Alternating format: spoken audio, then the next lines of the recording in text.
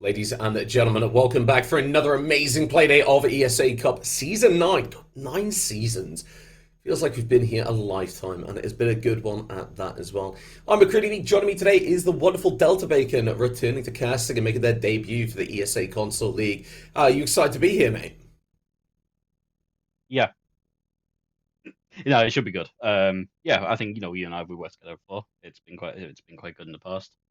Looking at the teams, it looks like we've got a really good match coming up. Really well run league, and yeah, really exciting match coming up. Three lovely maps for us Yeah. to talk you through.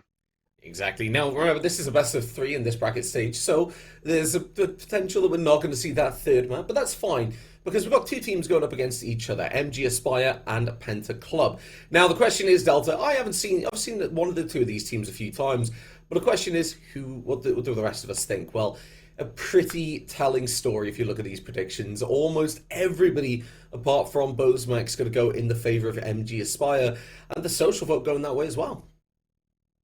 Ah, all wrong, all wrong. I You love an going underdog. Penta Club If here? you Goliath, you got to go Penta. You got to. I mean, I'll admit that is a contrary statement to what I had planned coming into this little bit about 20 seconds ago. But you've got to go for an underdog. You need a little bit of support for them, surely. So yeah, I'm Team Bose all the way.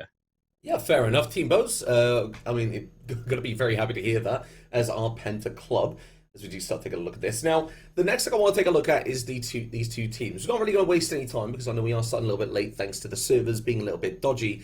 Taking a look at these teams, Tom. Well, I kind of have a rough idea of these players. You might not. So this might give you a little bit more kind of information to take a look at. Kind of looking over towards MG Aspire, my main player I want you to see at the moment, I believe it's got to be that Dogby on the left. It's that Shimizu. I mean, look at that cost. That's 75%. That's a really good start, isn't there? Yeah, absolutely. Obviously, being a measurement of how much you can accomplish so your team's, kind of positive progress through a round. Yeah, so I mean, it's going to become around a lot of impact players. Shimizu, you look at the cost, but then I'm going to draw your attention to the entry statistics for Penta Club. Three players positive on entry with XA, Shisui, and Sneaks, all positive on their entry kills. It's a team that's going to get in hard. They're going to get in really fast, and they Yeah. really try to make a round work for them. Yeah, I mean, look at that entry KD for Shisui. That is 7-3. That's a very dominating force, especially when you think about the actual KD there as well. And that cost's still quite high as well. So we aren't going to waste any time. Like we said, we are going to take a quick breeze over towards these map and see exactly where we're heading today. Tom, we've got a good couple of three maps. I know you looked at these before and you were quite happy with what you saw, weren't you? Yeah, yeah, absolutely. I mean, I know you're not a massive fan of CAF, but I do love it. I do love a bit of CAF. Clubhouse, very much classic, and ending on Consulate. And I'm not a massive fan of Consulate, as I think Creedy. But Yeah. if we do get there, it'll mean that we've had a good match on the way. It's all about the journey, isn't it? Yeah, maybe the real winners of ESA Season 9 were the friends we made along the way in that middle of the bracket. So, taking a look at this, you've got maps like CAF and Clubhouse. They're quite strat based, they are quite kind of focused on round coordination and getting the basics right. I feel like Consulate as a map is one of those maps where you kind of need to be a little bit more prepared to just let that all go to the wayside. A bit more like your coastline used to be, where you say, right, you've done the basics, now you're just going to rely on the skill on that one. So looking at Consulate, I feel like that's the map. That's where we're going to see with Aspire saying, right, okay, Bank, get rid of that. We'll just play Consulate. We are going to be heading into the game now, Tom. And I mean, I feel like the Cafe, sorry, it's a map that you've talked about. You know I don't like it. Some of the reasons why is because I play a very aggressive, a very fluid roam when I play in games. This is a map that can really shut that down, and a good attacking team are able to do just that. There's only those three staircases, and if you can effectively coordinate as an attacking team, you can stop these roamers from getting back down to sight and having any real impact in the round, can't you? Yeah, absolutely. It's a map where your roam clear strategy and your early, like that first minute of an attacking round, really has to be on the top of it because there is, as you say, three full staircases plus the drops from top floor to try and contend with. If you can Yeah. lock that down, you can tear the other team into. Yeah, exactly. Now, we're going to take a look at these operator bands. We're going to see which ones get taken away. Normally, I expect to see a Monty and Ying taken away, or maybe a Monty and Dockerby. But it's going to be Flores that starts things off. And Flores on a map like Cafe does make quite a bit of sense when you think about being able to safely use those drones and clearing out a lot of utility carefully. Yeah, absolutely, it does. It's a pick that not too shabby in terms of weapons as well, but it allows the team to affect these entries onto site. So I think that's a good ban from Aspire. Yeah, and Grim being taken away as well. Not the Ying I expected to see, but kind of for the same reasons. Grim facilitates a very aggressive playstyle, shut down a lot of freedom of movement that we talked about before, and most importantly gives a little bit of information in those key crucial moments. If you tag a defender when they are trying to take a gunfight, then you go in that little bit more of an advantage. You're a lot more confident as an attacker. Two operators I'm not really surprised to see taken off. We'll be joined by the Mirror, and that is pretty much a steadfast constant on a lot of maps. At a map like Kaf Dostoyevsky, this is one of the few maps where I feel like Mirror is one of those kind of key ban operators because you think about the lines of sight a Mirror can give you. Yeah, absolutely. But I'm not seeing a lot in the way of information banning. I'd position Grim as much more of an area denial ban there. Yeah. And the Izami ban coming through, another kind of area control. Notably, since the update, not seeing a kind of the Kirby ban as you maybe would have seen a couple of months ago. And this is a very information heavy pool of operators that we've got left in the game. Mira, you've got a bit of visual information, but again, that's a bit more area control, providing new angles for you to fire upon. Kind of the same vibes with the Izami ban. It's an interesting set of operators we've got banned, and an interesting set of operators that we've just seen the defenders pick. Yeah, so I think the main one I want to bring attention to is the castle. The rest of those operators seem to be pretty typical in the lineup. If you get a castle, essentially what they're going to be focusing on doing is shutting down a lot of these high traffic positions for attackers.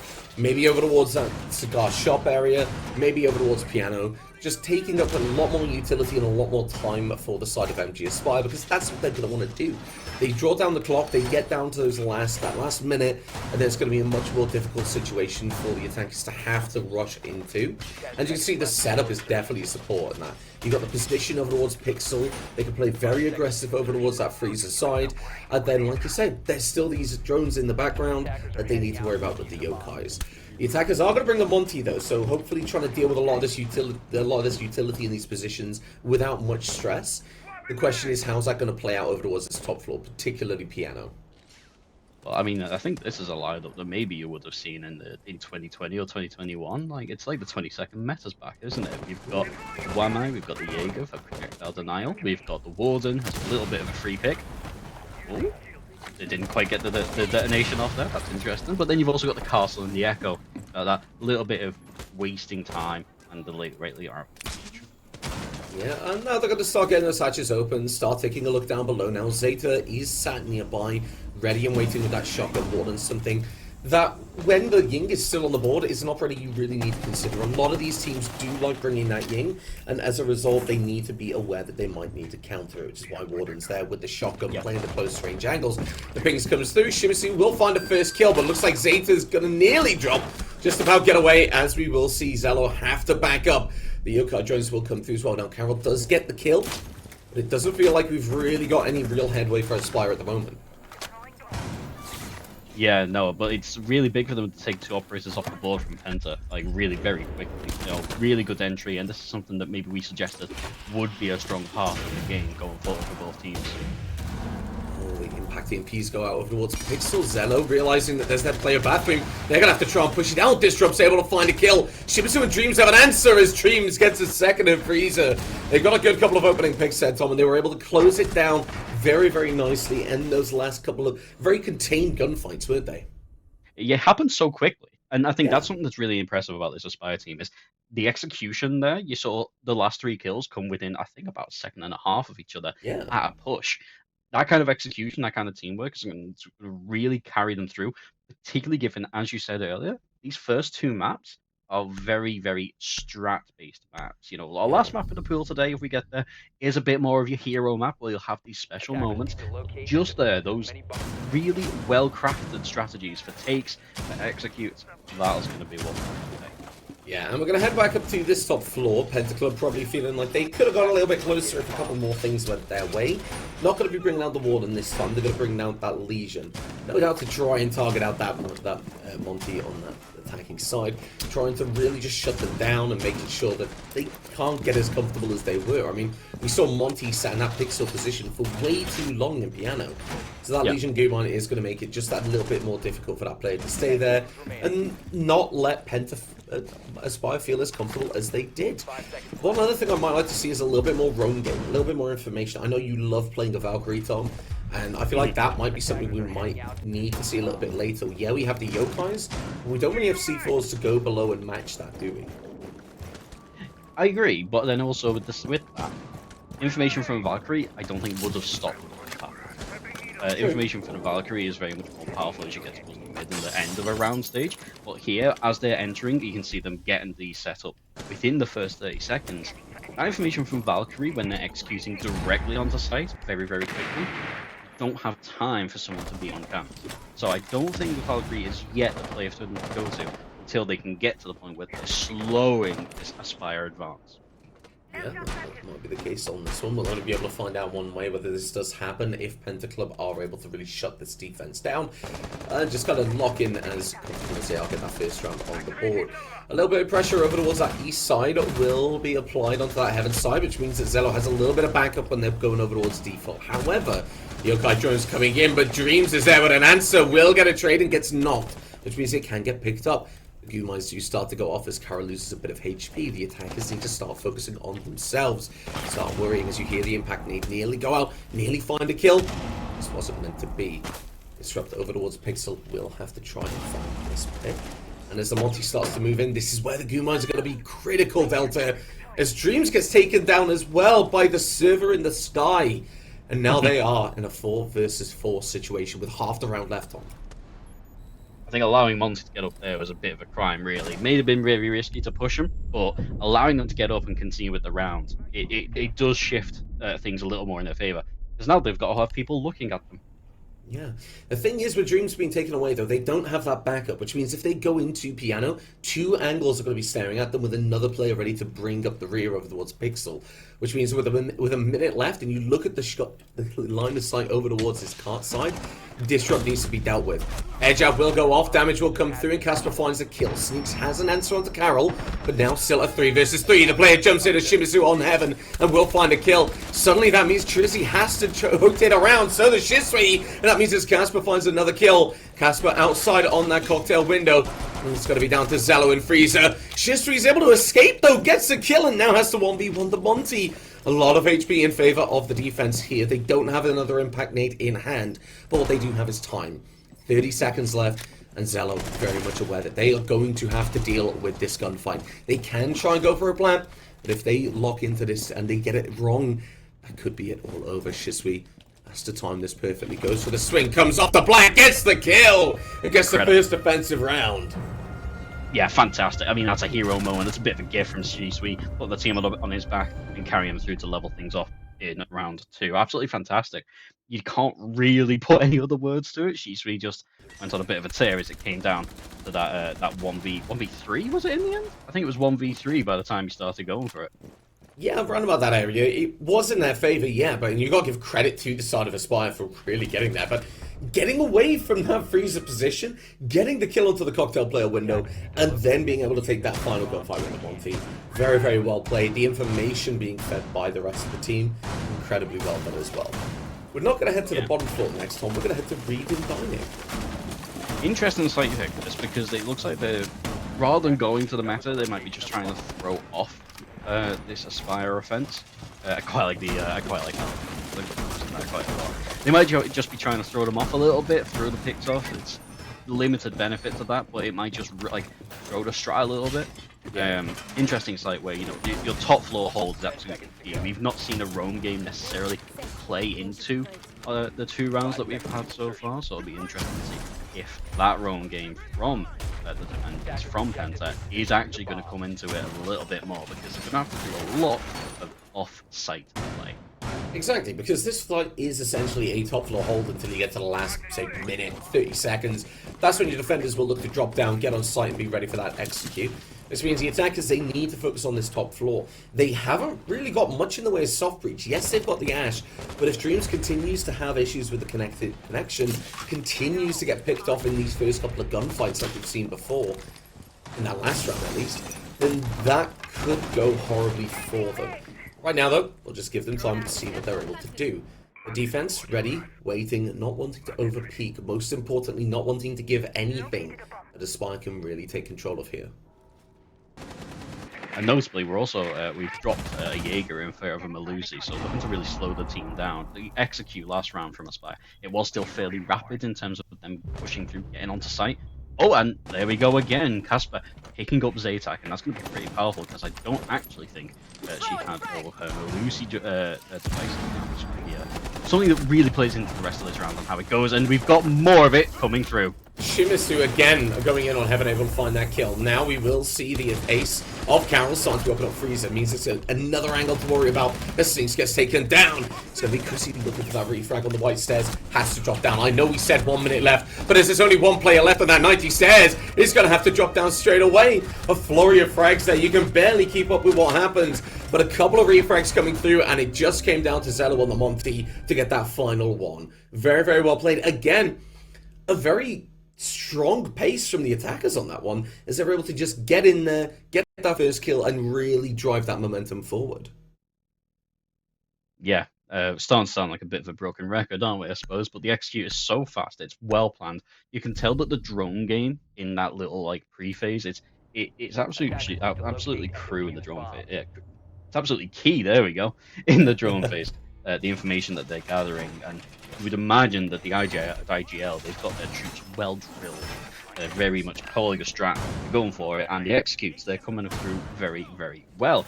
The picks from PENTA now, very much geared towards, right, what can we do to really throw some spanners in the works? What can we do to slow them down? So they've gone for a bit more in the way of area denial with the Puyo, and with the new operator coming through. I'm very excited to see it, because I do love seeing the players that you can put together with this new one. Yeah, so for me, the way I kind of approach Scopos is kind of a roamer that can escape very easily. You know, I mentioned cutting off these players, cutting off the roamers is one of the big problems of roaming on this site.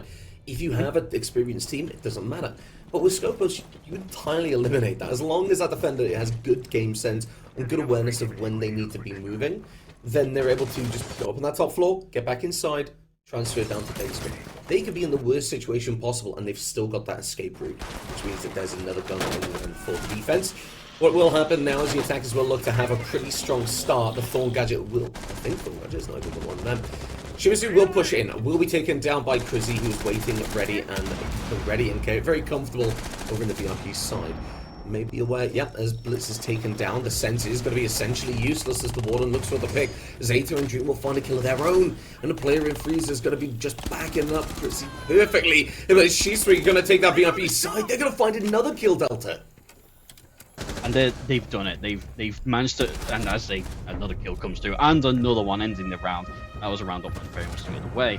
Spire getting very much used to pushing these early kills, early executes. And yeah, kind of getting punished for it. You see there the roam clear coming through. They invited Aspire and wanted to attack them, and they were punished by a reasonably good roam game. Yeah, I mean, I feel like this extended hold is something that on the basement is still really, really good to use, because it protects you from a lot of verticality. Now, that isn't something that Aspire went for, but it also positions themselves to take those gunfights. Additionally, as well as that, I feel like Aspire, they might not want it to go on that top floor, because they might have seen that Scopos and said, well, our strat's going to go down here, let's not worry about the roam clear. But it's something you always need to keep in your mind. At the end there, you saw that final kill came out to Disrupt, who was rotating back and able to take control of that white stairs. But that's something else you need to worry about with the Scopos. When you know that one's on the board, you need to be aware that somebody can always come and flank you. It's kind of like you need the same awareness of like an app. Regardless of, we're going to head to this top floor. We're going to just get back in here, see if PENTA Club are able to get the lead in this one. I know Aspire, they have been able to take that lead in the very start, and will just be able to keep up and keep that lead with PENTA kind of playing catch-up on this one, haven't they?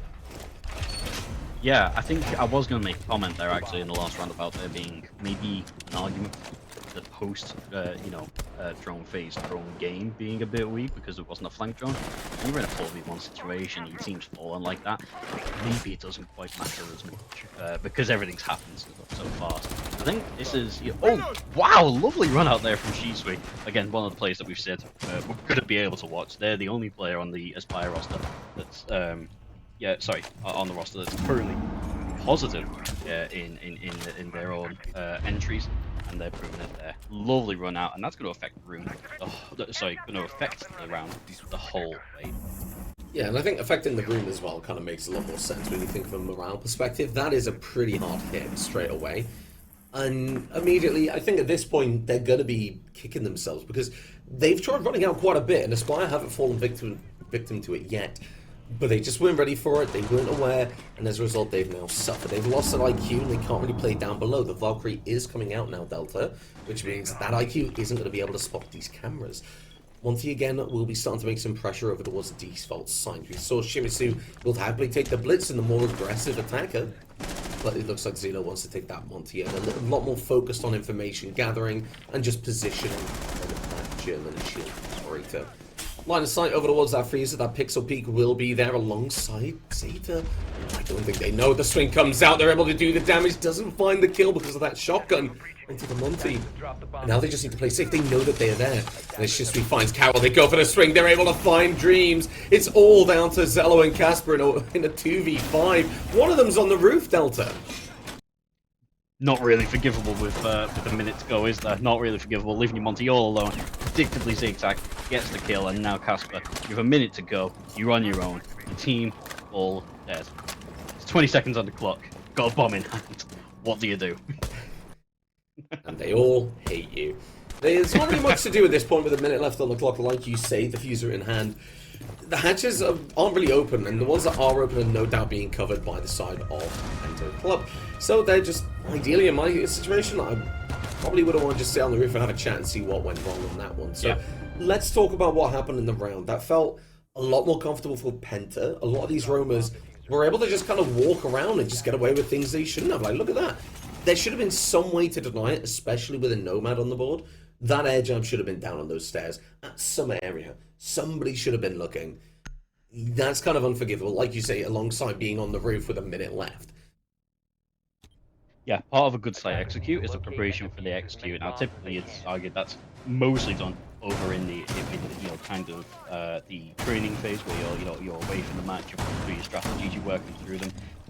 A lot of it is down to that first 20 seconds when you go active. When you start setting things up, you get in position, you may be looking, right, okay, we need to get these certain beats down in the same way that the defenders set up the site.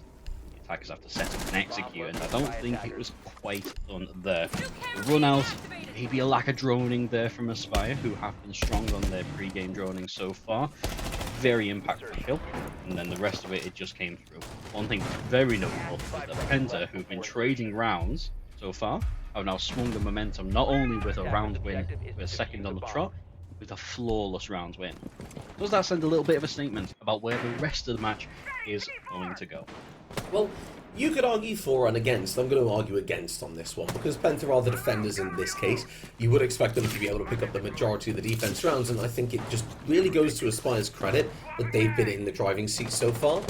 Hopefully that round is going to work as a reset, and as we do take a look at this middle floor site, the second time of asking, we are going to see hopefully a little bit, something a little bit better. And that is going to be Shimizu, this time not being small beat at the very start. Going to find Zeta and take them off the board. That Valkyrie, that big impact player, has been taken away as well, and those Valcams will be spotted out. This is exactly why I said that the IQ being shot was a big impact. Because look at how much information they're already getting, Delta. Yeah, they learned the lesson very quickly, didn't they? Fortunately, though, Valk, with it being very much a passive operator, you put your stuff down and your utility lasts throughout the round until it gets shot out. You can still have a very strong impact on the round. However, you can now see Aspire, they're playing that drone game. They're really getting to know, getting familiar with where these PENTA operators are going to be playing from. The Monty will drop in Skyline, hits the goo mine. And again, like we said, the verticality, it's going to be stage 1 of this round. This drop will be taken down by Garrel, as Zello has to get this util off the board. Shisui is upstairs alongside Slinks, and now they are the last to make that one player above. They will be able to find the Monty, but need to drop down with half the round remaining. Very strong attacking side as Aspire shut down a flawless round to follow. Just to match Penta's one there. That was very well played. I think it just comes down to that opening pick. They were able to catch Zeta very quickly, and they were able to just draw things on it. Like, they didn't overextend, if you'll kind of agree with me on this one. Yeah. They didn't really overextend. They kind of realized where they needed to take, and then once they got an advantage, they were reasonable about what they did. They didn't all just start trying to flood site. They were quite strategic with how they approached. Yeah, absolutely. And I think that shows in the droning. Like, they were very structured in how they said, we've got the site set up done that we want to do. We've got the execute setup that we want to do. We've got that done. We've got a pick. Let's relax. Let's take a breath. We've still got 2 minutes on the clock. Let's start droning. They droned out.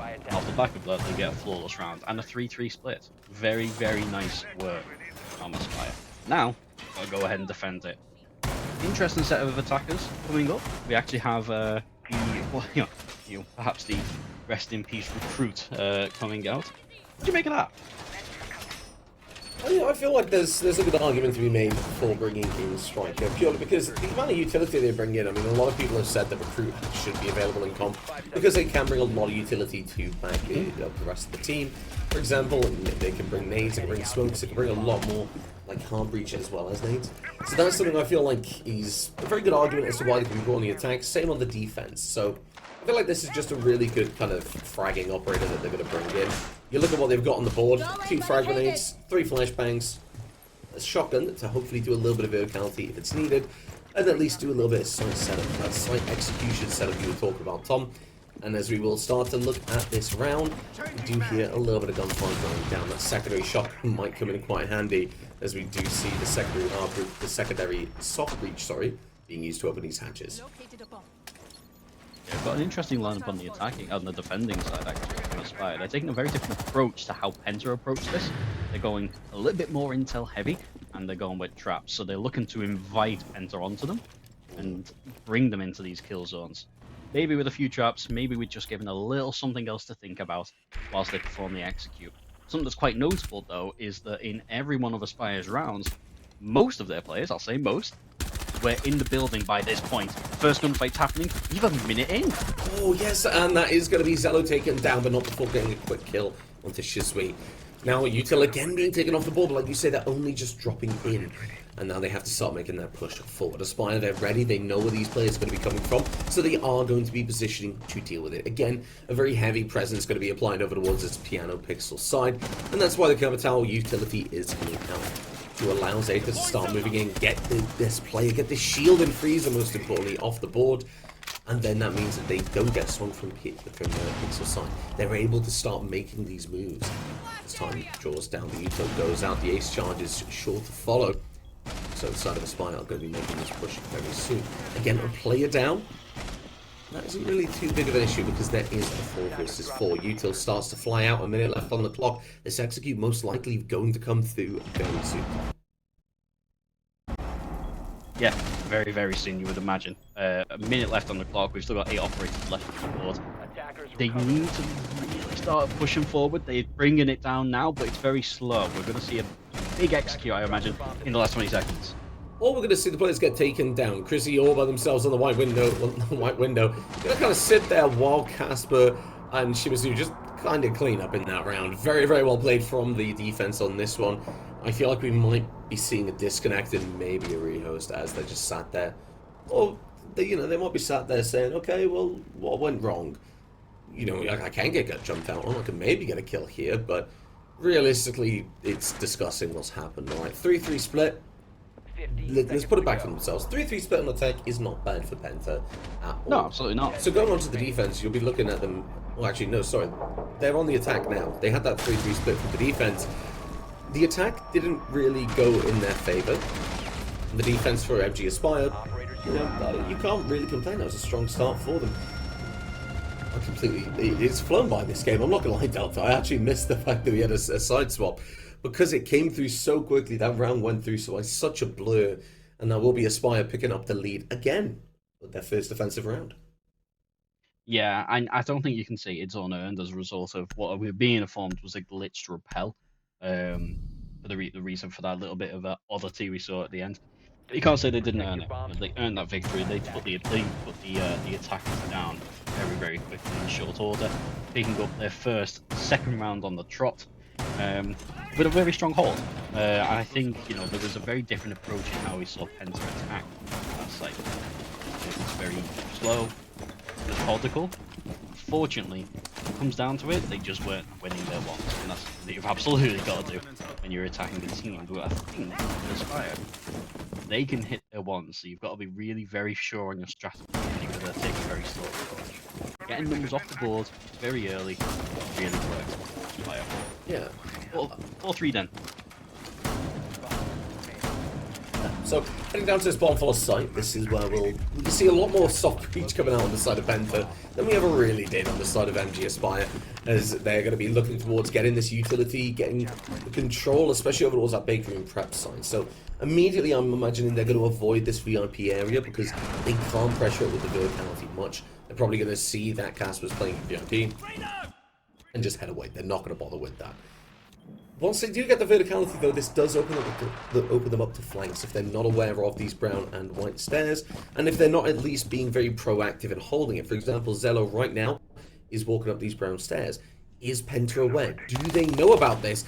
Probably not, because as the drop comes through, damage will go down. There will be a kill, but that is already Zeta taken down to half HP. Their entry frag is going to struggle a lot later in the round when it does come to these late gunfights that they will inevitably have.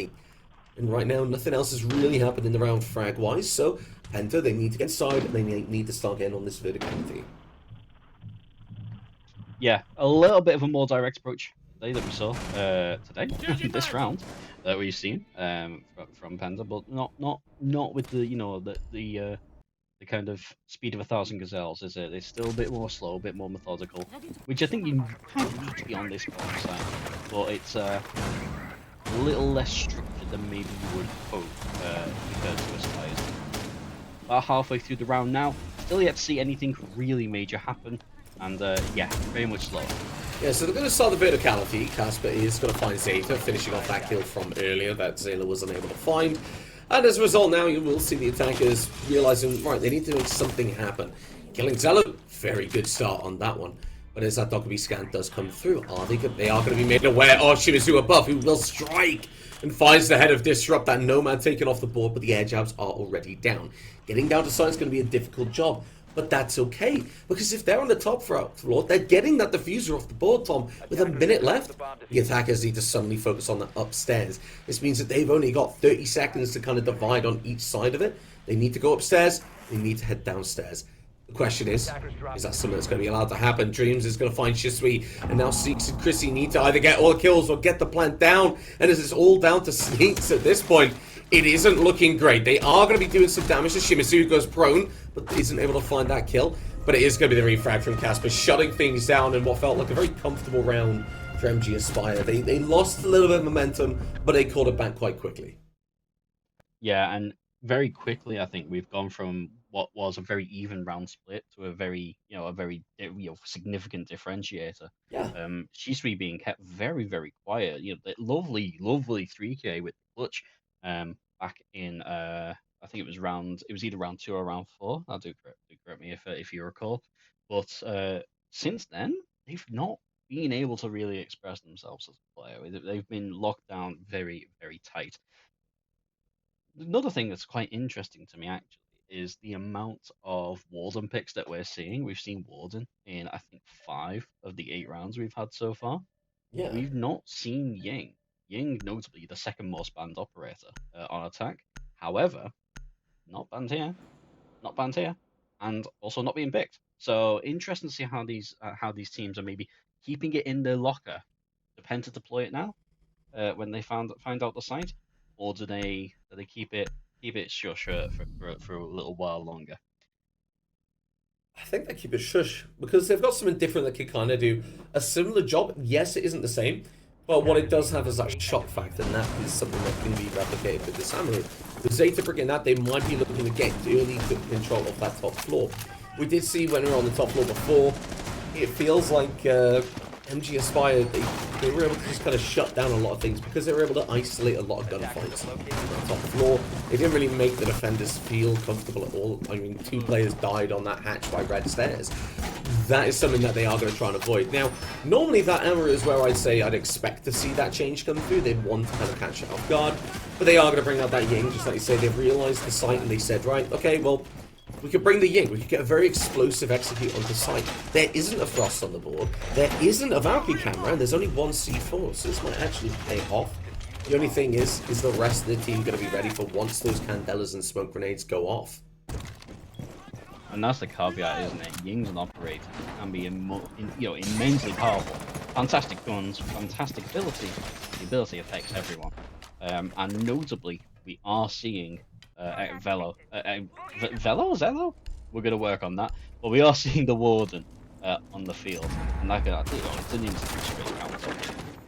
Yeah, exactly. Now, they will start getting in on that top floor quite quickly because they know that, well, with it being the site that it is, they can start to get in that cigar area quite quickly. Zello's going to be able to stay alive and get a kill onto Zeta. Zeta doesn't even know that that player is there, even though those shots do come through. So you got to wonder what's going on at that point. Zello's able to find a second answer, will find the Ash, and while Casper gets taken down, I mean, that's a 2-for-1. You really can't complain at all. Yep. 2 minutes on the clock, 2 attacking players removed, and Aspire only 3 kills away from pushing this to match point. Default Cam will give Carol and Shimasu a quick kill of their own, and now Sneaks is in a 1 versus 4. Tom, where did it go wrong? I think it was just the execute, wasn't it? Like, there wasn't really any drone work, and Jock came through to say, oh, by the way, Warden's on his way. And, you know, he did 2 massive impact frags. At that point, there was a choice for the attackers. There was a choice to say, you know, do we full commit to this side, or do we try and rotate round? We've still got a little bit of time. You know, we can try and fabricate another execute off the back of something. There was nothing. It was just, hey, here's Warden, here's a shotgun. Let's go march like lemmings into it, unfortunately. Very, very lovely early 2K for Xfellow. I do feel, though, that they were caught a little bit too off guard off that, because, like I said, we saw Chrissy drop in, looking over towards that cocktail side, and kind of panically flicking over towards Piano. As soon as kind of a bit too late, really. I feel like that does raise a couple of question marks for myself when it comes to the coordination of the team and where the communication is coming from. Because now on the top floor side, they're not going to have that comfortableness that they wanted in getting into that early area. Yeah.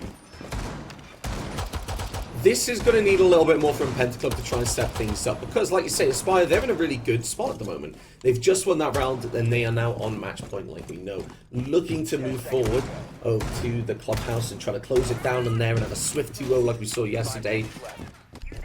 But the big thing is, it's on this top floor site. This is one they've been quite comfortable on.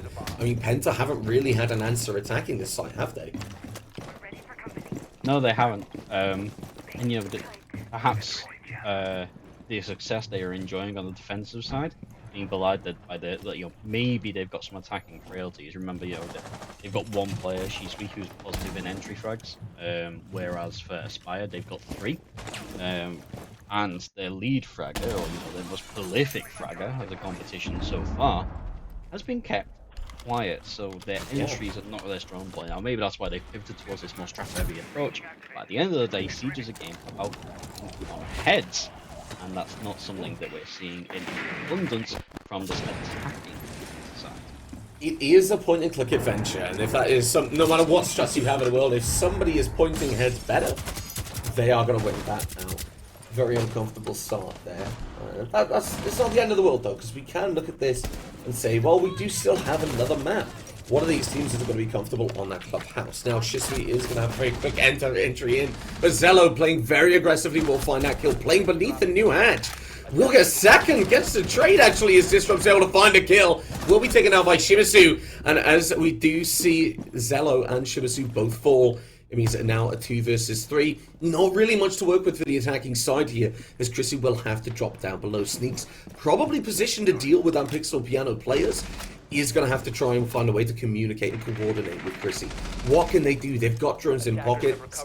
They've got a minute 20 left on the clock. They can make something happen. They need to play together. They need to have coordination.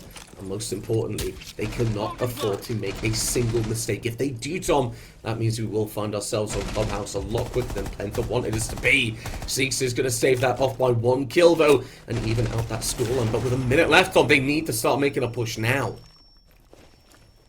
Yeah, absolutely, they do. You know, it's very much a death match, I suppose, at this point. Bit criminal that they've not dealt with the intel through till this point, but it gets done in the end. Oh. Yeah, playing the long angle. They're gonna get smooth, but they're gonna get away with their life. And they're gonna extend it a little more as the fast trap. There it is. You knew it was gonna come through at some point, and that's gonna be not quite the lethal thing it is, but it drew the attention.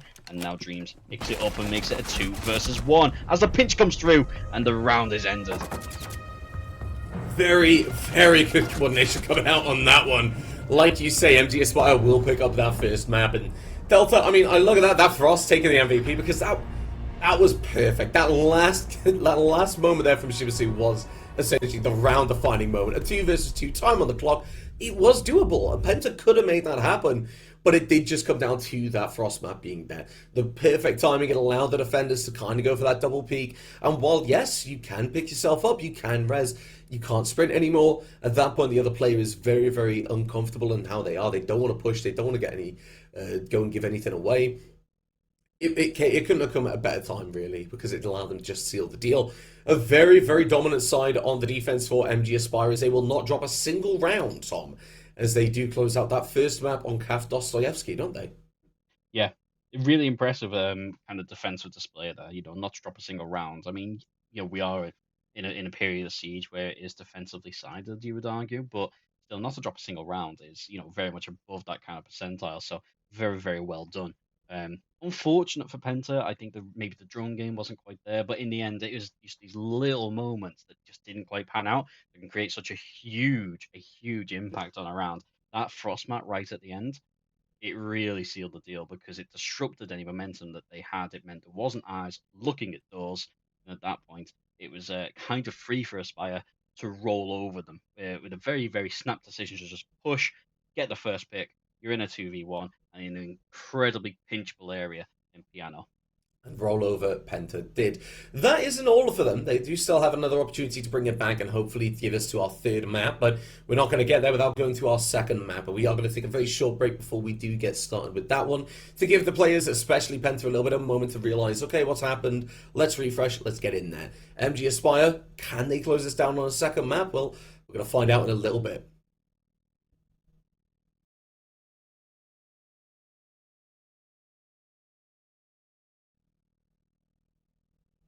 Hello and welcome back to the second round of this playday in the ESA Cup. We've had a very good match so far. My name is Delta Bacon. I'm joined by McCready, and well, let's get into it because we've got our second map, Clubhouse, coming up very quickly. Give us your thoughts on that first one.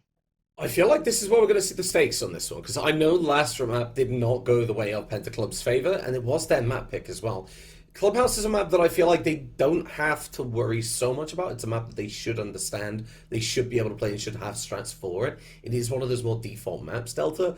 So they really need to kind of lock this one down. But I do worry if we get to Consulate. That one I might feel like Aspire would definitely have the advantage on just kind of being a bit more awake, being a bit more ready. I mean, we saw the stats earlier. They kind of sat a little bit higher as they are. And Tom, I also want to kind of bring the stakes into this. This is the last day of round 2 in the Swiss. Round 3 is going to begin, and these teams are looking to lock in their positions and make sure that they are in the best position possible moving forward. We will take a look at the bracket later, and we will show that on screen, but we do have a game to get into. We do have to take a look at this and really start to see where we're getting to. Now, Clubhouse is a map that has been in this map pool for so long, you really cannot remember a time when it wasn't. Even though it's had a couple of reworks, it's had a couple of changes, it has been in the map pool for years, and it is a constant map every team should know. It is. You know, we've had a very strat-heavy map in Kaf Dostoyevsky. We're going to have another one now in Clubhouse with the strat-heavy side of it really, I think, favoring this Aspire, especially when they were on attack. Their executes were incredibly quick, and on defense, they had a flawless defense, especially. So that, you know, they've definitely got it locked in when it comes to how they're going to play the game. And that'll be reflected now in these operator bans. We've got the Grim, who was banned last map. If that ban is going to come through again. But a little change coming out from Penta with the Monty ban, because Aspire used Monty to some great effect last map, didn't they? Yeah, and vice versa. I don't really think Penta got the most out of the Monty. They didn't really get much rounds where it was really dominating, aside from one or two really good attacking rounds. So I feel like that ban makes a lot of sense, especially when you think about some of the key choke points that Monty can dominate on this map. For example, Blue on the bottom floor and Dirt, and then Rafters on that top floor. Taking away Monty when he's one of those that when you go into the defense, you don't really mind so much about. K's going to get knocked off, which means those hatches on the bottom floor are going to be much easier to deal with. You don't need to worry so much about bringing a Maverick or Impact EMPs. And Fenrir is going to get banned as well. Fenrir, an operator that has seen that ban phase a lot more than they've seen rounds. In fact, as an operator, Fenrir has been banned actually only 2 times at the moment. So it's nowhere near where Val can mirror in this league. But honestly, in general, Fenrir just doesn't see play at all, really, because it's always in the ban phase.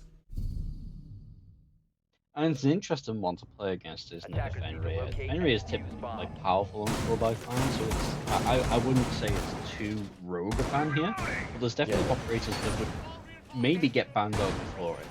Interesting to see that happen. What else is interesting is that we're going to the bottom floor already on this map, especially with the bans that you see through in particular. It's a little bit less about establishing area control for your attacking team. It's a lot more about affecting reach. Well, Spire, they're flipping it on its head.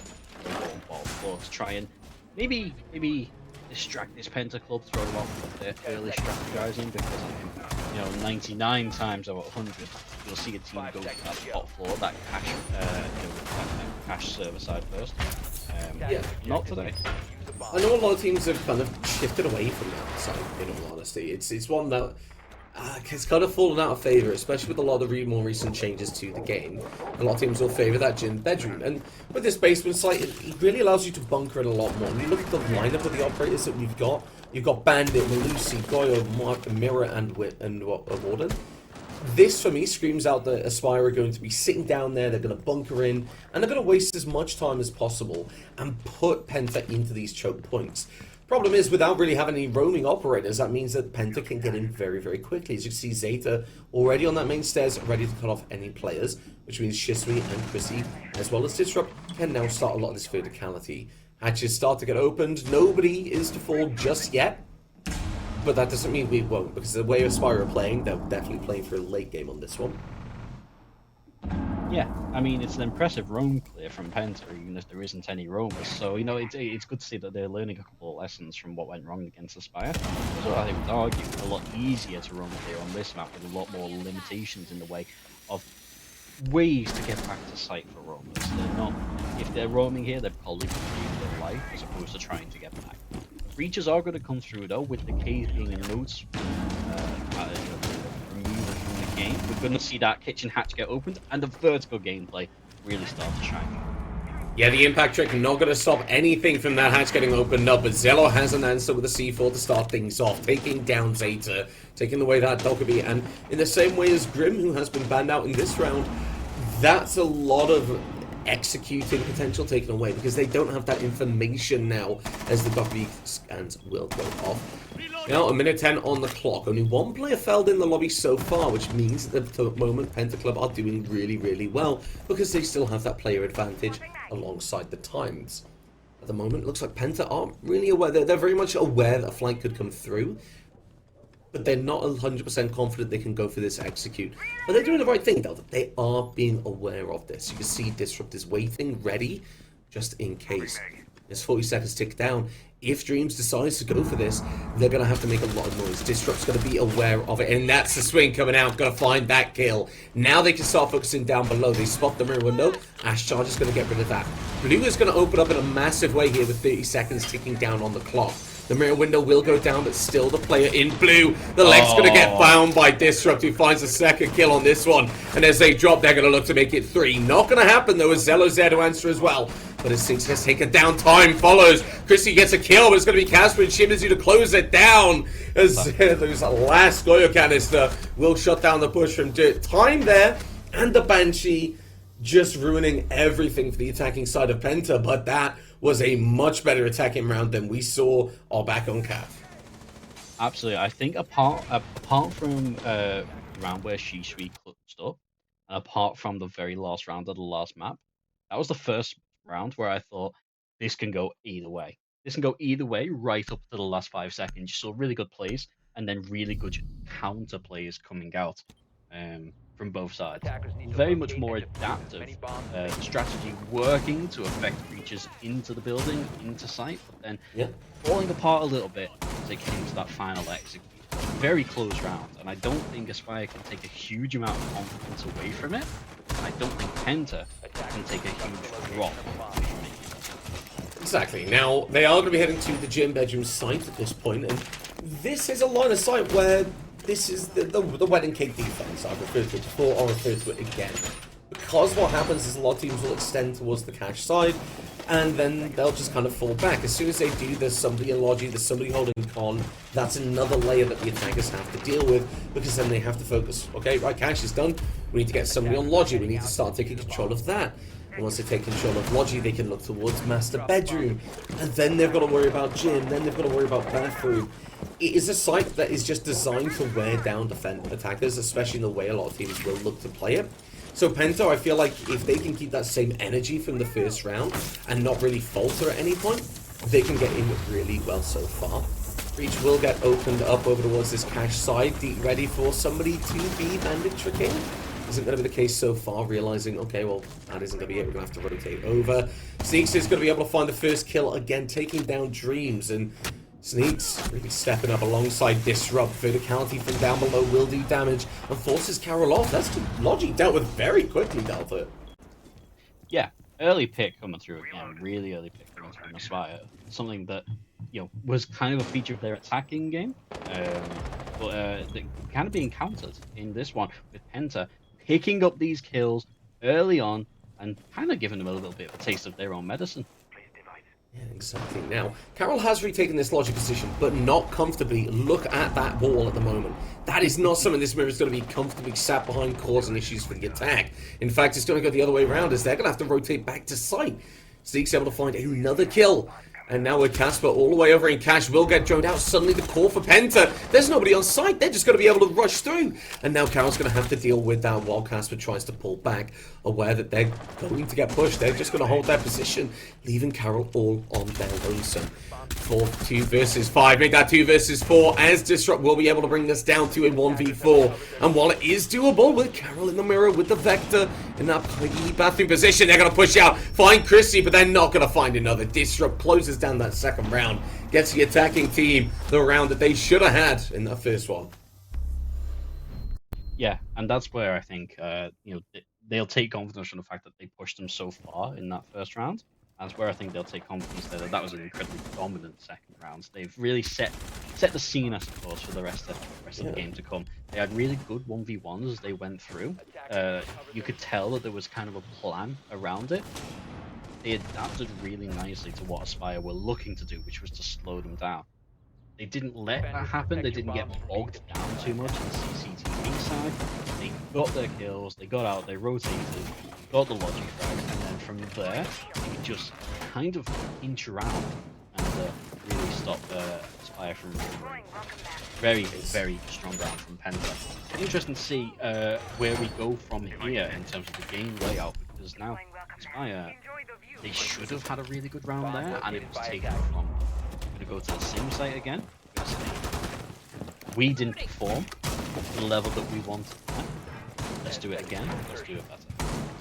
I honestly think it comes down to the credit of Penta and how they dealt with that Logi, how quickly they were able to force down Carol. Because that meant that they had to back up the side, they had to play it safe.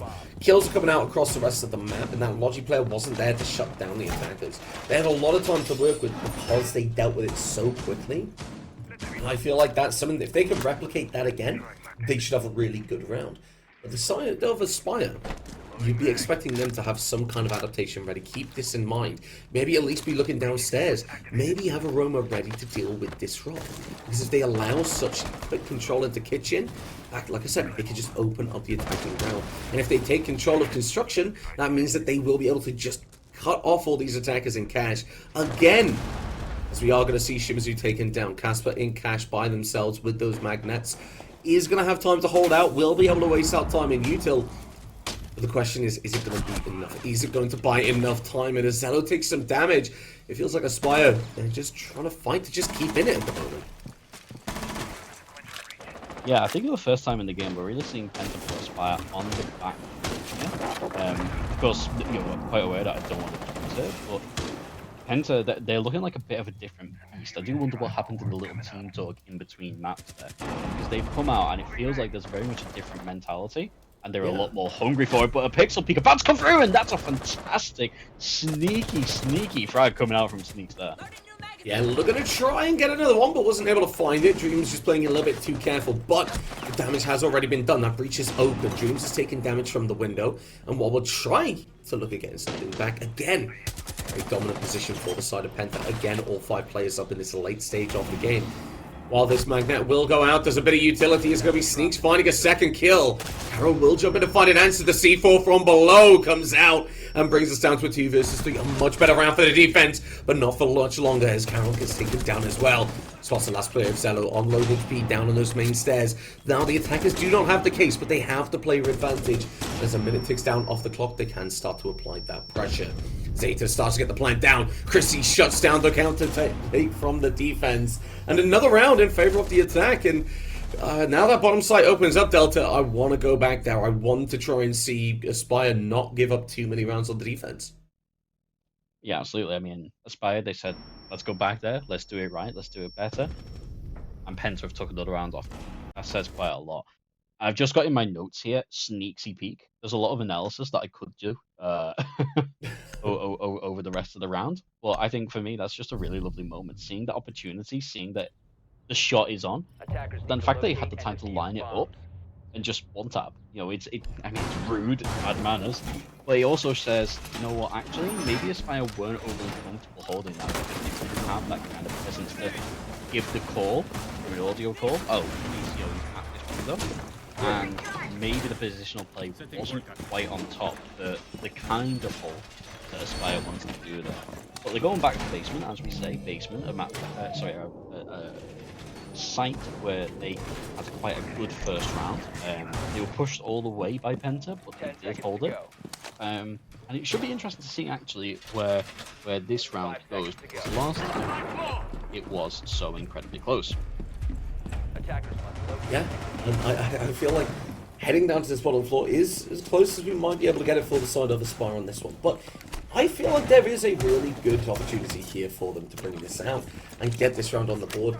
But on the same side, Penta had a really good attacking side.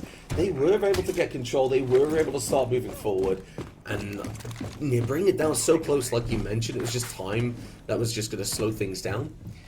I want to see a bit more of that. I want to see Penta being able to just inch it out a little bit more. Hopefully put us through to that third map. Now, they're on the attack, and they've got 2 rounds on the board now. So they've already done their work. They need to just lock in and make sure that they at least try and pick up another one. If they can do that, they're in a really good spot heading onto the defense. But they've done the work. They've done the shift. They've got it all done. Anything else is a bonus. And Shimizu is going to make sure that it's not going to be disrupted. They're able to find a couple of early kills in both of these rounds we've seen so far, as a trade will come out very quickly. And now 3 versus 4 in favor of the defense. This might be a round for Aspire because it's looking that way. But I mean, if the last couple of rounds are anything to go by, Delta, well, you can't really count them out, can you? You can't, no. And one thing that's actually quite notable to me as well is that she's being kept quiet so far, but their teammates are rallying around and stepping up around them. And if she can also rediscover a little bit of form that they had towards the start of the first map, this Penta team's going to be an incredibly difficult team to stop, even here, a site where you would assume Aspire. Attackers recovered the diffuser. Yeah, exactly. Now, looking down below where C4 can come through, it does, and triggers a go canister as well. A minute 20 on the clock, meaning it's not going to have that massive impact we saw like in the first round, where they took down the buck with that gold canister. But that's not a problem, because it's time being wasted. Attackers are not comfortable pushing forward at the moment. Penta seem to have been slowed down quite a bit. They're going to use this verticality, buy as much time as they can, ideally get a pick. If they can do that, they're going to explode onto site. But for the time being, they're not able to. They're not getting the vert in the right places over towards the AK side. And I feel like that's just them being careful in case there is a Valkyrie, in case there is somebody that can catch them off guard. Chrissy is going to find a kill onto the side of Zello now, and in doing so, that means that this might open up. They can go for this push, and so the drones are going to start leading through. 40 seconds left on the clock, and now the defense have got to be aware of what's about to follow. They've got the players in the key positions, Delta. They've got one in blue, they've got one on Church, and they've got one over towards AKs. They can deal with wherever this push comes from. But are they going to be able to deal with the gunfights? 20 seconds ticking down. The Dockerby scan comes through, and for the defense, it's a pain in the backside. For the attackers, it's a dinner bell as a drop comes in from Chrissy, who will get taken down, but it's going to be a trade at least as Shisui goes in. Zeta gets taken down as well, and now it's all down to Shisui, but gets finished off by Gasper. A very nice execute and a very tight defense from the defenders. They realized they adjusted very quickly, but they didn't over concentrate on that blue stairs. They were aware that that flank would come in from Moto. Very, very well done in that late round. But let's just take a look at that, Delta. Yeah, I think the Glio was really what helped it there. You know, it gave that very, very audible warning that this was about to happen. It was very good that they got the shot off on that and shut down that blue side. I think it kind of hinged on that Moto flank. One thing I did notice is the droning game coming out from PENTA was incredibly strong. They knew what they were dealing with. Each game had always the decision to rotate round to blue and try the execute. So the droning game, it was there. They knew that the player was behind the wall. Unfortunately, where it did fall down a little bit is there was a lack of vertical, I feel, to put pressure, and with a bit more vert, with the drones looking elsewhere, it may well have been possible to affect the kitchen bridge instead, and drop onto it. What was at that time pretty uncontested site. So interesting that they opted still to go for the blue take. Didn't quite come through for them, but again, a close round in which you would have to argue Aspire were pushed, but they managed to overcome quite a bit more readily than in round one. Yeah, I think, like you said, the gold shield, the gold canister was so influential there, because the idea for the attackers was drop in that blue position. That will then cover any rotations from AK. That's when that flank comes in from Moto and they get the kill while they're focused on blue. Suddenly that puts the defense in a really tough situation, but because of that, and that gunfight actually being lost out in blue, it meant the defenders were able to look around. Now, they are going to be heading to this top floor site again, to this gym bedroom, and again we can see the castle, a lot of the similar lines of sight. So Disruptor there, ready to deal with this mirror window. It doesn't seem like there's anyone there to kind of challenge them. Disruptor's been able to find these kills a number of times, and I think Aspire are kind of getting ready for it. They're aware that they're going to try this, which is why Shimizu's playing nearby on those main stairs. And there is somebody in Logi, yes, but they're not playing as tight as they did before. One thing I did notice, that castle barricade over towards the gym bedroom was there. It's there to deny those plans, but it has been prepped to allow for a run out. Because essentially, if you've got an Ash, that wall's getting opened up anyway. Right now, let's focus on what's happening at this exact moment. Zello's able to find a kill onto Sneaks, and the main breach does get opened up Delta. Yeah, really important that that breach does get opened, and it feels like they're taking a lot of 1v1s at this time, Penta. They're taking a lot of your 1v1s, rather than on a map which we've agreed to be much more strat-based, rather than rotating around. And against a player like Velo, who's doing very, very well, both last map and this map, that's not going to work as Aspire start to rack up these kills.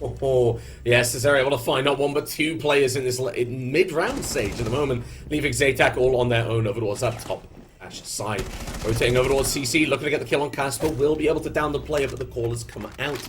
A minute left on the clock, and the defense, well, they could just sit quite comfortably. That case is on the roof, and while the defense might not know this, Zeta does. They have to waste time, go upstairs, get the case. In doing so, they expose themselves to highways, so they're going to head over towards construction, look for this kill onto the mirror, but not able to find it just yet. Crossfire is there, which means walking into construction is going to be a very difficult situation. And the one tap from Dreams through the pixel. What a shot, just kind of sums out that round. And how dominant it was for the side of MG Aspire. Bad manners. Someone get a referee, that was...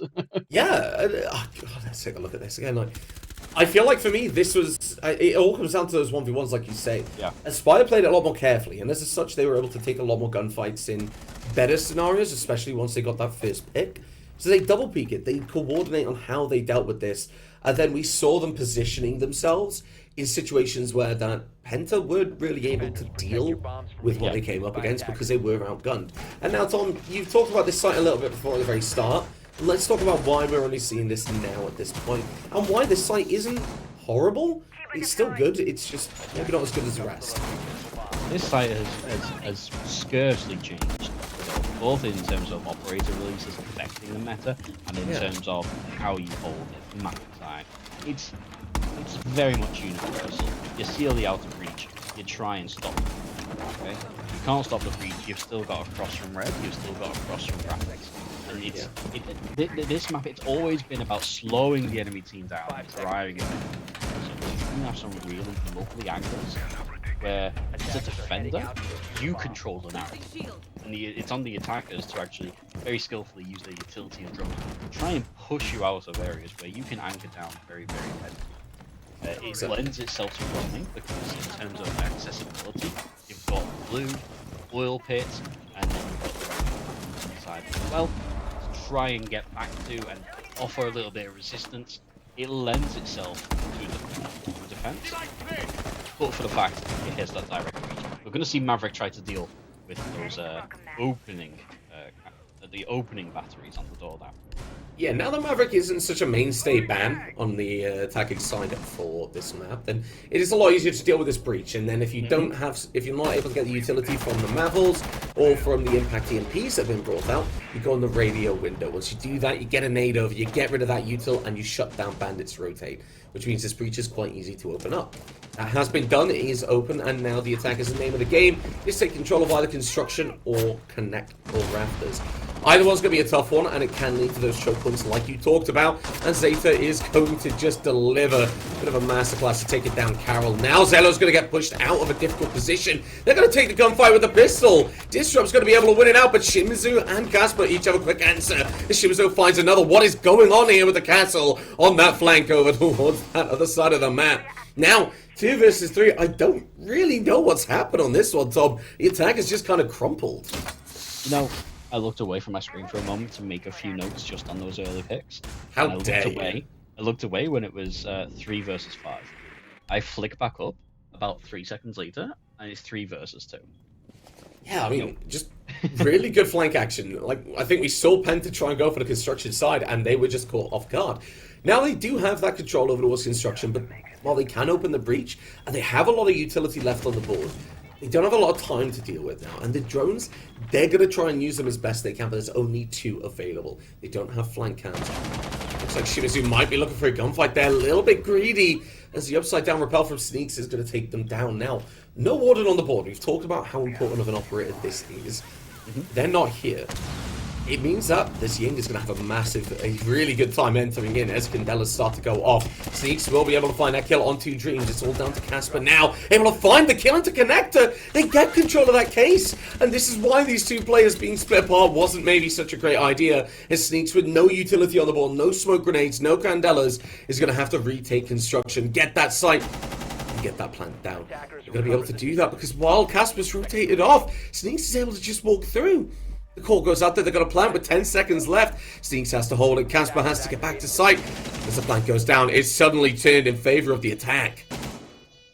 Yeah, Casper, at that point in the round, playing very far offside there as we start to get into the nitty-gritty of this 1v1, and Sneaks very, very easily gonna just pick out a kill, peek out from nowhere. Casper having to push in with no real information on exactly where they are, just going off a little bit of intuition, and that's a very, very strong post plant coming out from Penta in a round where, despite the 2 early picks, they suffered those 3 losses in such short order that at that point, the round completely flipped on its head, and I would have been absolutely convinced that that was an Aspire round. Unfortunately, the call not coming out to Casper to come closer, had he been loitering around in maybe the construction area as opposed to being top of the red, maybe that's a different. Yeah, I mean,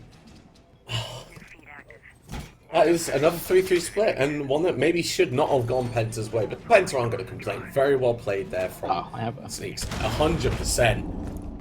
And as we look at this, I mean, You can forgive, you can forget Aspire. It feels like it should have been on a 4-2 split, but that's just not going to be where we are anymore. They are going to go into this second half on an even Stevens footing. Going out to this bottom floor, we're seeing a very similar lineup to what we had from the side of Penta. Now, the attacking side, they've still got the Habana, they've still got the Bug. They're going to be able to get rid of this utility on these hatches, and they're going to have a pretty easy time to do so. So for the defense on this one, sorry, the name of the game really is going to be roaming and slowing it down before they get to the point where they can open this up. So that's what Disrupt's going to do up on this top floor. Try and just play with Zeta. Just keep them uncomfortable. Make them aware that they need to deal with this flank. They need to keep it in the back of their mind. It worked out quite well on Calf. Is it going to work out on Club? Yeah, it's going to be very interesting. But one thing that's quite notable to me, actually, is that we've had a second feature split. I think we connect quite a lot with that. Because Penta, when they came into this game, they came off the back of having a 4-0 flawless loss. Early picks coming out. This is not how they would have wanted to start, but the big response coming out as it's all kicking off very, very early. Yeah, a lot of droning maybe missed on that one as Zeta is able to find a couple of kills there. Shibazu will fall, but it's mainly going to be Penta that are going to lose these players. Disrupt has an answer. Again, these roamers are able to just apply too much pressure. They should have been droned. They should have been dealt with. Aspire should have suffered a lot more than they have at the moment. Now it is going to be Zeta to make sure that they do. Finding a kill onto Casper, take it down the buff. That soft reach is now gone. It is down to Habana as Carol's able to find Zeta to even things out. But the question is, Delta, they haven't done any Verd. They haven't taken any control out of sight, and there's still a roamer up above. If there is a little bit of droning done, now is the time. Because if Aspire read into this, they can overpower the defender, take control of sight, go for a plan. It's not going to happen. In fact, it is actually, his streams will push down. Disrupt gets back with the site just in time. And with the MPX, will be looking to shut this down. Finds Dreams, has to look for the second kill onto Carol. As Carol has that case, they can go for a plant, but they're not going to be comfortable to do so. But Valkyrie, they know there might be a C4 on the pocket. Just behind the box. They're not going to be able to find that player. They look for it with the SMG, and they are going to be able to find it. And they much needed attacking ground to start things off. But it never should have gone Aspire's way. There was so much droning that just got missed. Flank cams, pre-placed. None of the information that needed to get to Aspire went to them, and they suffered so badly, Tom. That's very true in the first minute and a half of the round. But then at the end, it was the drones what won it, because there was red pings coming out, air cams all over the site, and so when it came down to the crunch moments at the end, the cams were in position for it. However, as you say, it never really should have got to that point. They suffered some early losses, which would have been prevented with some droning, and despite it getting down to the end, in very much the same way as we started the first half of the game, start of the second half, they can't take a huge amount of confidence away from it, apart from the fact that they clutched it. Yeah, I mean, I've got to be honest with you, Delta. This is a game that just keeps giving for me, really. It really is. We're seeing teams just being on the step up. I mean, like you said, they're changing. Like the little things they're realizing mid-round that their droning information was not there, so they needed to fix it. Now we are going to be heading to this cache CCTV site. This is one where you maybe wouldn't expect Penta to be heading, especially with that bottom floor still on the board. Actually, no, they're not heading to the cache CCTV. I mean, look at that. They are bunkering in the cache CCTV. I don't think they're playing it at the moment. They are going to be heading Jim Benjamin. Like I say, that layered defense is going to come in a massive way. The Azami just going to add angles that they could just play behind. They just can just play safe. Again, they just want to bog down Aspire. It worked out really well with the key pinch moments. Now they're going to have to try and do it with utility. It's quite nice that Penta have achieved space stationing a caster. I quite enjoy that. But yeah, no, it'd be very interesting to see how they hold this, and in contrast how Aspire held this. Aspire notably being, very much more pushed on their defensive half. But as we remember, they had an extraordinarily fast exit. Last round, they had a very, very quick motion towards getting the building, motion towards getting these picks. They're being slowed down now to a piece which I'm not sure they're going to be entirely ready to breathe. I mean, I feel at this point there isn't anything to really be worried about so far. I mean, they're getting these weird breaches open, they're dealing with caster barricades, they're getting this logic side open, and getting the drones in. So there is work being done here. They're not just kind of resting on their laurels and just saying, the drones. We got 3 rounds. They're learning. Yeah.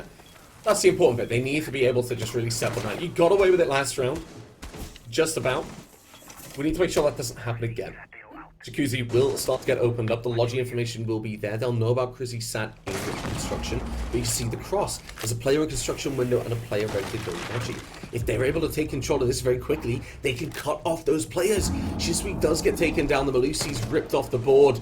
And it means that the potential opener for the attackers. Disrupt out. You lose that Canadian. No! Zelo's able to walk up those main stairs. Zeta and Sneaks will each find a kill of their own. Chrissy has an answer and may be able to bring it back just from the brink. And Sneaks is able to find another one. It's all down to Zello. You had a bit of magic on that main stairs, but they lost a lot of HP. 5 HP, no case, 1 minute on the clock. What are you going to do? I thought I was the one that we agreed was going to give the cringe goals today. But yeah, no, you know, the Canadian moment, but then coming back, we see the bounce back come on from Penta. And, you know, we're in this 1v3 scenario. Doesn't really go any other way, does it? When you're... You haven't even got the case in hand, you rotate, your exits are being covered. You've got nowhere to go. God. I feel like that went so well. They had the opening kill, they took out Chrissy. And they're... Shisui, sorry. They were able to walk up those main stairs. They had such a good opportunity to split everything apart. But Penta decided to win their gunfights, and now we find ourselves on a 4-4 split. And we are going to be heading back down to that basement. Now, we saw this one, again, Penta, really, really good timing, really, really good reading into the attacking lineup. They were able to pick that perfect time to really split them apart. They didn't really get to do it on utility, they just did it with gunfights in that last round. What are they going to get to do on this time? I mean, for me, the main thing is, are Aspire going to be able to deal with the droning? Because that lineup on defense is the same. It's the same, yeah. And it is going to be interesting to see how they approach this. Do they do what they did last time, where they do push out, they do try and pick up these early picks first, or do they alter that? Do they commit a little more to the late game roam? Do they commit a little more to bunkering up? As you said earlier, this is a site that lends itself to almost turtling up a little bit. It'd be interesting to see if they adapt what they do, or if they try to react to what Aspire do. Oh, God. I'm looking forward to this game. I'm looking forward to see if Aspire kind of have that awareness, have that adjustments, kind of aware that they need to make some changes. That's what I'm really looking to see here. If they are able to win on this map, it's going to be because of that. Now, they're taking a slightly different approach. They are going in through Strip Club. They are a lot more aware that they need to get these drones in, and they've got the players in these cutoff positions to do exactly that. To try and take control of these positions, try and find these kills. It is, however, going to be Shisui, Elnat, Mozzie able to find that first kill, takes down Zelo, and while the cutoffs are there on the attackers, there's nobody there to really go for that refrag just yet. C4 goes out, will not find its mark onto Dreams, but the swing will come through. That's going to be Shimizu taken down, but Zadak has an answer as well. As Zeta takes down the player of Zelo. Meaning now 3 versus 4, the attacking side. They've won it before. Can they win it again, Delta? Yeah, I mean, she's starting to wake up a little bit, and that's going to be incredibly dangerous for Aspire. This game, they're pushing them round for round all the way, and we've found ourselves in a totally similar situation to how we are last time, but with the caveat, Aspire, they did their droning. They're still 2 men down. Yeah, I mean... I just look at the KDs of the Penta side at the moment. Like you say, Shisui has only got 2 kills on the board so far, but I mean, look at Sneaks, look at Zeta. They've had some massive kills and some massive impact kills as well. And in a way that only Zello has really been able to keep up with on the side of MG Aspire, and now taken off the board. With time to get down, pings will come through, they will have some information on what they need to do. But again, they're at a point with 1 minute left where they haven't really done much verticality, they haven't really got much control of these positions they're going to need to push, and you can see there's a Goyo canister on that main stairs. That's going to get popped in about a second, if it isn't going to be the head of Dreams as Sneaks gets that peek out. And now again, 2 versus 4, and it looks like Casper's having a bit of an issue. Looks like the server seems to be having a bit of a wobbly as everyone's going to leave. And it seems like we will have a bit of a tech issue. We are going to come back to ourselves. So Delta, yeah, we all saw how that round ended. It ended quite ungracefully, but let's talk about what we saw. We saw really good roaming, and Aspire weren't really able to deal with that roaming in the same kind of competency we wanted to see them. They needed to bring out. Yeah. The droning was much more solid, I think you've got to say that. The drone Yeah. was much more solid, but it was actually, I think we saw a couple of actually, like, not quite runouts, but definitely peaks outside the building, so countering them at an even earlier stage, which was quite powerful towards the start. We saw at the end, we saw that really powerful swing out coming out for Penta by Sneaks just before the disconnect, which is very unfortunate because I think Penta will have felt the momentum coming towards them as they look to take a second round on the trot. We won't see that just yet, as the rehost will be going ahead. Yeah, it does look like we are having issues with the PlayStation Network, which is a bit of a problem because we need that to be available so we can play this game. So what we are going to do is we are going to apologize and take a short break before we do look at going back into this. So we'll try and get this still sorted and back up and running as soon as we're able to, because we appreciate that game was just getting good. So make sure you don't go anywhere. Just get a drink, use the toilet, have a breather. We'll be back.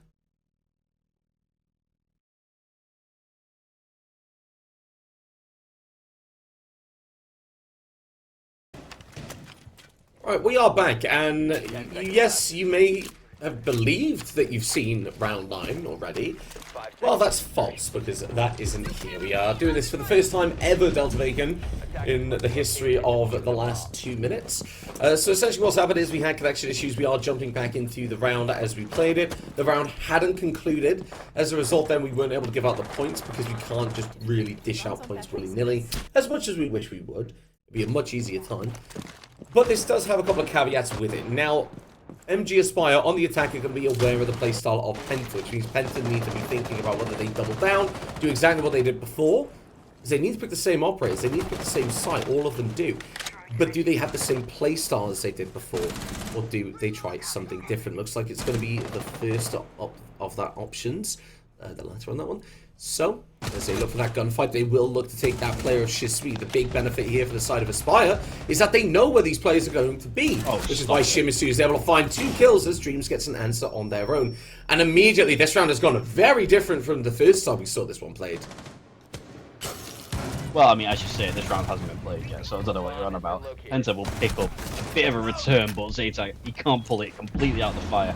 And within a minute, we're down to a 4 versus 1, and this harks back to the kind of Aspire attack that we saw in map 1 over on Cafe Dostoyevsky. Really quick to execute, really quick frags, and I'll tell you what, with this rehost, they've come out swinging. You know, yeah, the scrim on this site last round went pretty well. You know, it gave them a lot of information about how the defense would play. I feel like for Penta, they needed to try something different purely. Yes, they can't change the operators, but look at this. Just look at the confidence Aspire going in with. They know that there's going to be a player over towards that top floor. They know there's going to be a player over towards that strip club. They need to deal with it. They had cut-off players ready to deal with it before, but this time they had a lot more confidence. So you just see the speed. Like, Zeta's sat upstairs, and they've left Sneaks all by their lonesome down on site in a 2 versus 4. I mean, that's a rough situation to be in, and it feels maybe a little undeserved for the side of Aspire, but they're not going to complain. And Delta, here it is. We have the bar stage site. Why not? Why not? I mean, it's one of those sites. It's historically always been considered the least viable site. Very good reason. You can get egress onto site in so many different ways. It's not optimal, but curveballs often work out. It's quite an interesting dichotomy in Siege where there is so much reliance on tried and true strats, tried and true executes, that when you throw a little curveball in a mix like this, it can really throw off a team. No one scrims this site, right? No one prepares to take this site. So it could just throw Aspire off their game. Or they could frag out in the first 30 seconds. Who knows? Let's find out. Like you say, Clubhouse is a map that a lot of teams have kind of figured out already, so they don't tend to bother with this bar stage. It's one of those where it's been drilled into a lot of teams so repetitively, so consistently. Like I say, this curveball might be everything as opposed to like a map like Skyscraper, where you might try something different and they're like, well, you know, we are kind of ready for it, or Lair. So now heading in on this top floor, that is going to be the name of the game for the side of Aspire. They need to get control of the top floor, they need to do verticality. Glass is going to make it a little bit difficult because a lot of these lines are going to be more closer range than they're going to want them to be. but they're still going to be able to help out taking this top floor. For the side of Penta, they're going to do it the same as Cash Jim, but they're just going to flip their focus over towards construction a little bit more and make sure that nobody can push into strip.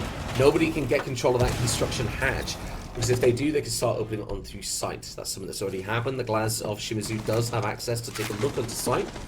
Right now, nobody fought it just yet, and as I say that, Zella will find the first kill, takes down Shimizu, and takes down that Malusi, I believe, on the top floor as well, as a bit of damage goes out onto the attack. Yeah, very unfortunate for Shisui. They've not really been able to activate in the way that they did last map.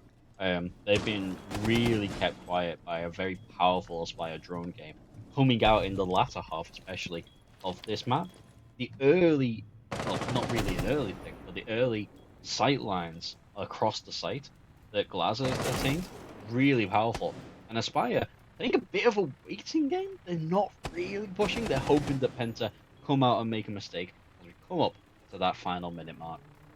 Here's the thing, though, they do have a player advantage. They do have that 1 minute, and they haven't really made many entries onto site, aside from Glass taking control of far. But the thing is, as you see Zello drive in, they need to be aware that there are frost mats as well on the board, and that players can move up these main stairs.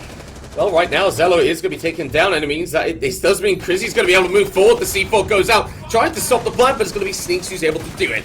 Casper has a kill onto Disrupt, and as that top floor will not go in favor of defense, it's all down to Sneaks. But the plant has been stopped. That defender is just going to sit nice and pretty. They have a lot of control.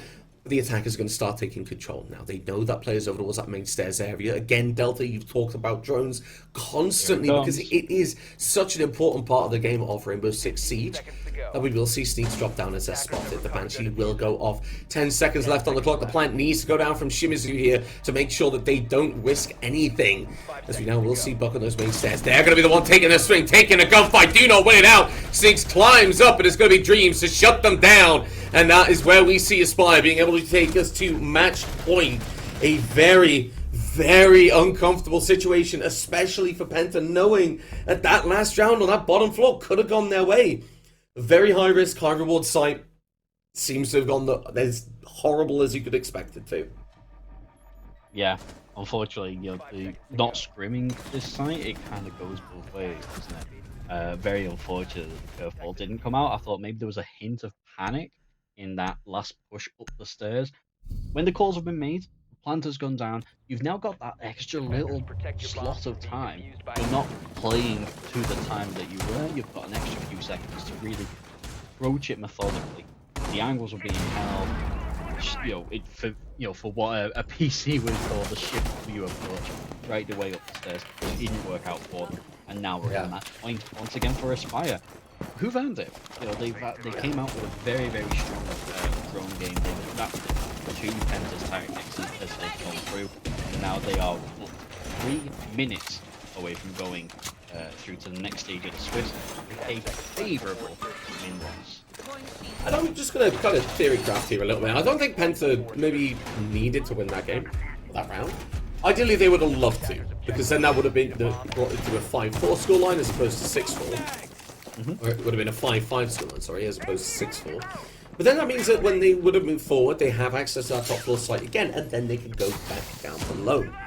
So, they're still in a good position. These are the rounds that they need to win. If they win this one, that keeps them in them, obviously. But I feel like maybe there was a little bit of thought behind it, kind of positioning themselves better for the late game. They can perform on this side. They have done on both the attack and the defense. Just need to make sure that they can do that again.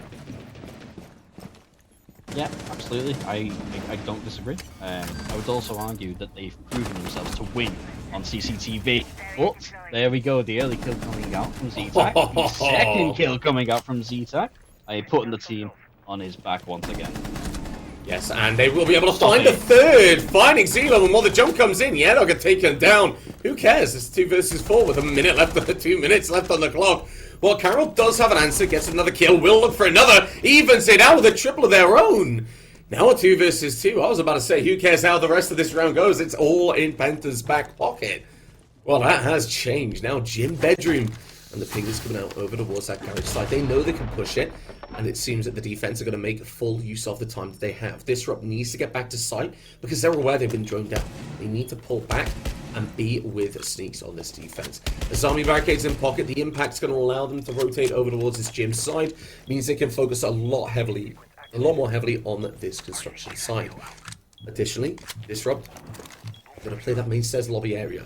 They're going to go for a crossfire on this one, Delta, and you can hear the Flores drones going to try and deal with as much util as possible to make sure that this execute onto site goes flawlessly. Now, remember, Penta Club can't afford any mistakes here.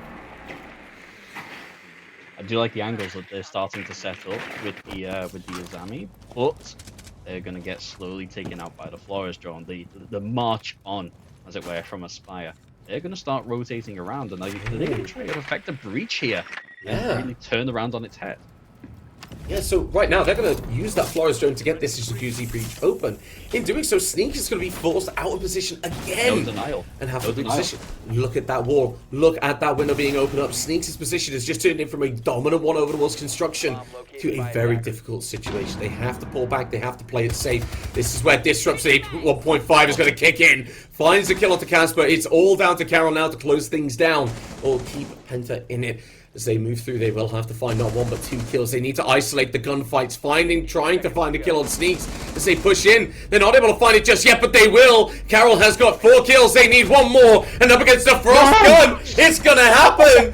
Carol with an ace to close it down and will lock their position for the end of round 2 in Swiss. They will take a beautiful 2-0, and Penta no doubt feeling robbed as they will take the loss.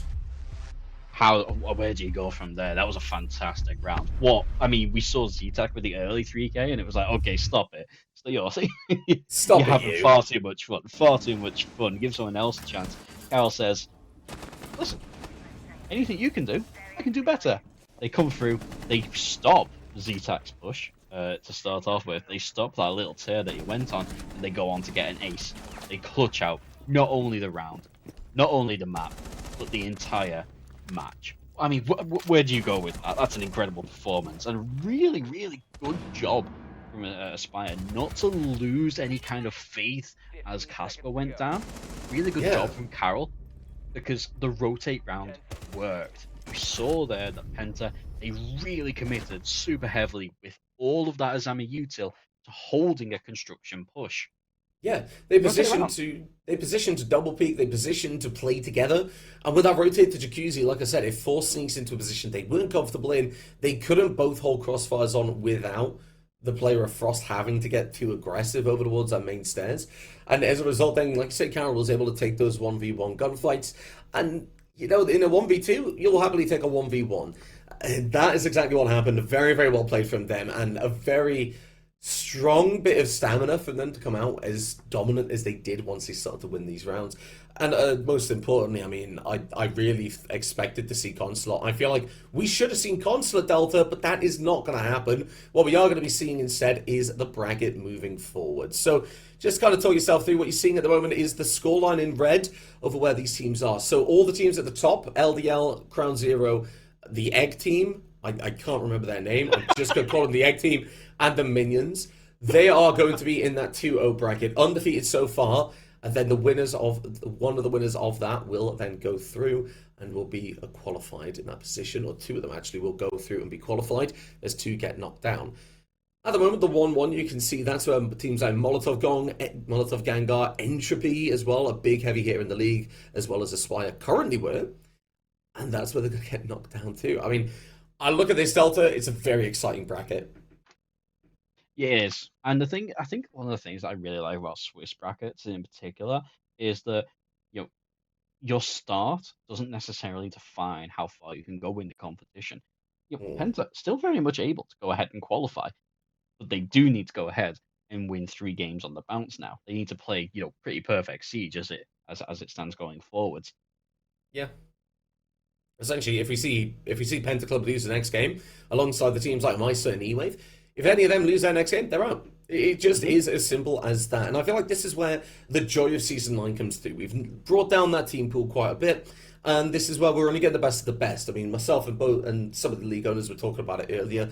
The fact that we've been able to kind of cut off a couple of teams, and it's made the competition even better, in terms of the teams that do qualify are the best of the best, and they have fought and earned to be there. As a result, that means that we're only going to see better games coming forward. But Delta, that is it for today. I feel like we were robbed of a third map.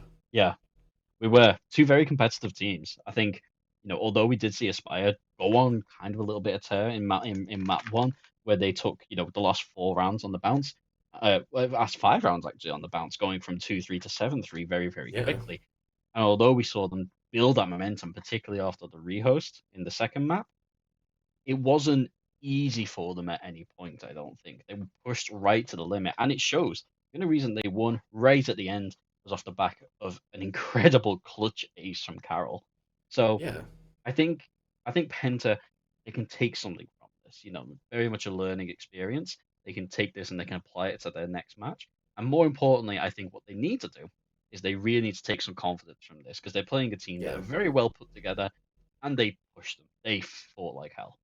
Yeah, I mean, moving forward, I feel like Penta have got a really good kind of path set ahead of them. That isn't something we're going to see them continue at the moment, though, because we are going to have to wait until next week to see all that, and we do have some incredible games as round 3 does kick off. So make sure you get involved on all of our socials, Discord, Twitter, everything, and make sure you're following on Twitch if you want to see this again and come back to it, because it is only going to get better from here, folks, as the games get higher, the intensity, the stakes, it all climbs even higher. And all these teams are getting desperately closer to getting knocked out. That is going to be it from ourselves. A huge shout out to Olgon on the observation, and Nanos the Liar for making the production seem so beautiful and making our faces seem so lovely as the game does get shown. As myself is McCready and Delta Bacon, we're going to say goodnight for now and hope you enjoy the rest of your evening. Bye-bye.